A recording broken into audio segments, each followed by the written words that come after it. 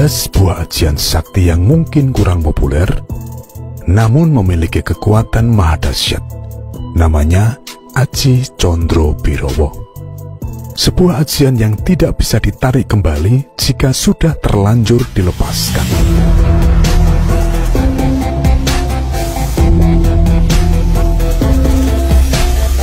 Apa yang membuat ajian ini menjadi dahsyat adalah karena ajian ini merupakan gabungan sukma para raksasa yang pernah mengobrak-abrik Suroloyo hingga mengalami rusak berat.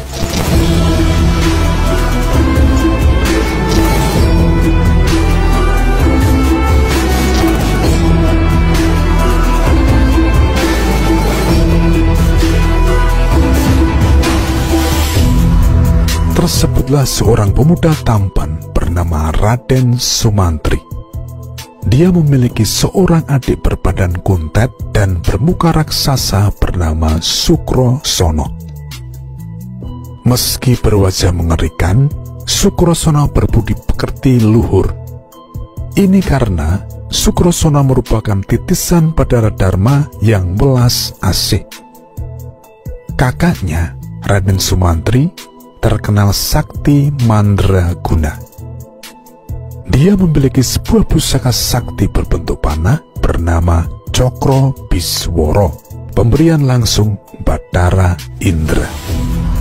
Ketika Sumantri mengabdi pada Prabu Arjuna Sosrobahu, Sumantri diam-diam sengaja meninggalkan Sukrosono. Sumantri malu memiliki adik buruk rupa. Di sisi lain, karena tak pernah bisa jauh dari kakaknya, Sukrosono kemudian menyusul Sumantri. Karena lelah, Sukrosono kemudian beristirahat di sebuah pohon besar dan sangat angker. Mendadak, terdengar suara menyeramkan dari pohon yang disandarinya. Suara itu mengaku sebagai Condro Birowo dan sedang menunggu seorang titisan Bathara Dharma. Dia adalah gabungan sukma para raksasa yang pernah menyerang Kayangan Suroloyo.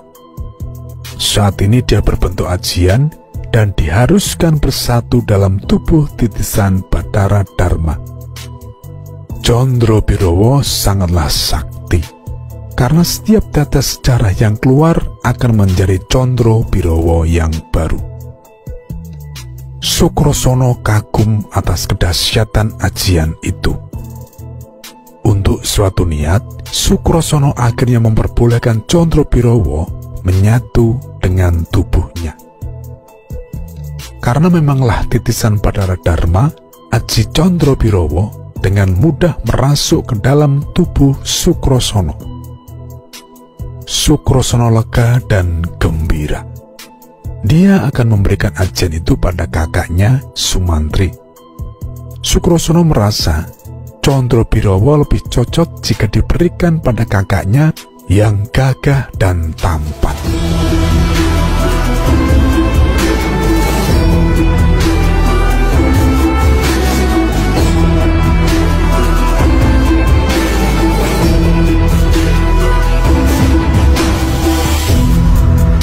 Dikisahkan secara singkat, Sumantri mendapat tugas dari Dewi Citrawati untuk memindahkan Taman Sriwedari ke wilayah Mayaspati. Tanpa pikir panjang, Sumantri menyanggupi permintaan itu. Belakangan, dia kebingungan sendiri.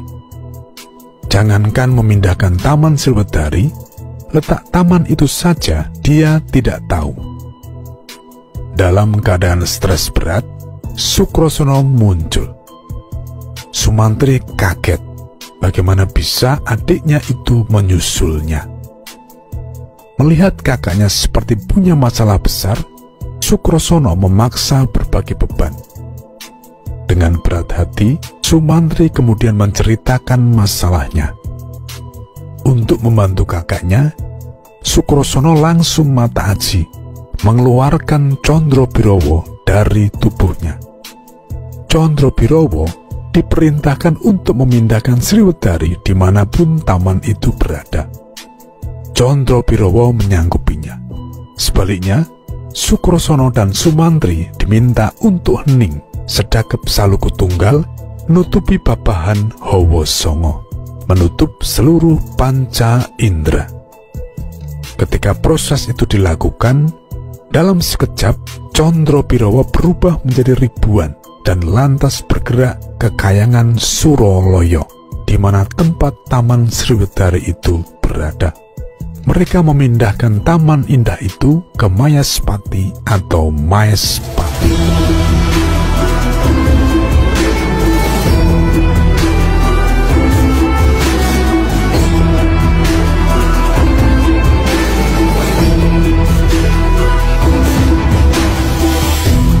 Ketika semua sudah terwujud, Sukrosono berniat ingin mengabdi ke Maespati agar bisa selalu dekat dengan kakaknya. Namun Sumantri tidak mengizinkannya. Dia malu. Karenanya, dengan berbagai cara, Sukrosono dibujuk untuk kembali ke Padepokan. Sukrosono ternyata bersikukuh pada keinginannya. Sumantri lantas mengeluarkan Cokro Bisworo untuk menakut-nakuti adiknya itu. Tanpa disangka-sangka, Sukrosono tersandung dan tubuhnya tertusuk Cokro Bisworo.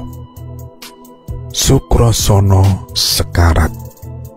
Sebelum meninggal, Sukrosono berkata pada kakaknya bahwa dia belum sempat memberikan Condro Birowo padanya. Dia berharap pada kehidupan selanjutnya, Sukrosono bisa kembali dekat dengan sang kakak. Saat sudah kembali bersatu, segalanya akan berakhir.